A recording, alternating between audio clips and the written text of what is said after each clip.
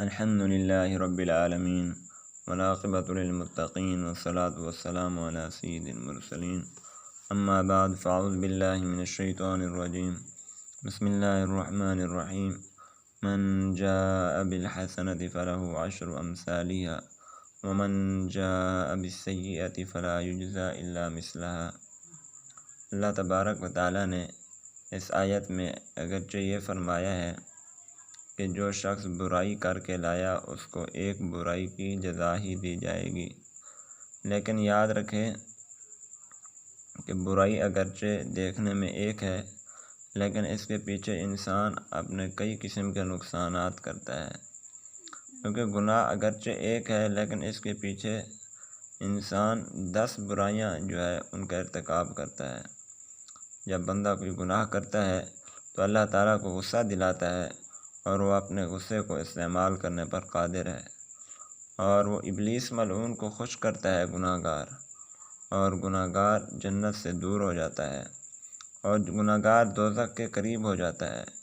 اس نے اپنے نزدیک کی سب سے پیاری شے اپنی جان کو اذیت پہنچائی گناہ کر کے، اور اس نے اپنے متعلقہ فرشتوں کو اذیت پہنچائی، اور اس نے حضرت صلی اللہ علیہ وسلم کو ان کے روضہ اقدس میں غمگین کیا۔ گناہ گار آدمی نے اپنی جان پر سب آسمان اور زمین اور سب مخلوقات کو اپنی نافرمانی کا گواہ بنا لیا۔ اس نے سب آدمیوں کی خیانت کی اور رب العالمین کی نافرمانی کی۔ اسی طرح گناہ کرنے سے کئی قسم کے نقصانات اور بھی ہیں۔ مثال کے طور پر علم سے محروم ہو جانا، روزی کم ہو جانا، خدا کی یاد سے وحشت ہو جانا، آدمیوں سے وحشت ہو جانا، خاص کر نیک آدمیوں سے، اکثر کاموں میں مشکل پڑ جانا، دل میں صفائی نہ رہنا، دل کا کمزور ہو جانا، اطاعت سے محروم ہو جانا، عمر گھٹ جانا، توبہ کی توفیق نہ ہونا، اور گناہ کرنے سے کچھ دنوں میں گناہ کی برائی دل سے نکل جاتی ہے۔ جب برائی ہی دل سے نکل جاتی پھر انسان کئی دوسرے گناہوں میں مبتلا ہو جاتا ہے، اور گناہ گار آدمی اللہ جل شانہ کے نزدیک ذلیل ہو جاتا ہے۔ جب اللہ کے ہاں ذلیل ہو جاتا ہے تو پھر مخلوق کے ہاں بھی ذلیل ہو جاتا ہے۔ اسی طرح دوسری مخلوق کو اس سے نقصان پہنچنا اور اس وجہ سے اس پر لعنت کرنا اور عقل میں فطور ہو جانا۔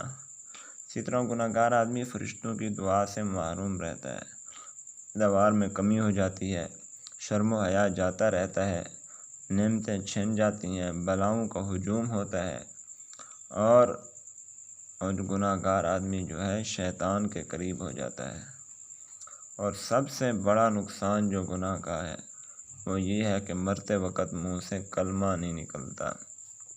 اس لیے کسی بھی چھوٹے گناہ کو چھوٹا نہ سمجھو، کسی بھی ایک گناہ کو ایک نہ سمجھو، اس کے کئی سارے نقصانات جو ہیں انسان کو اٹھانے پڑتے ہیں۔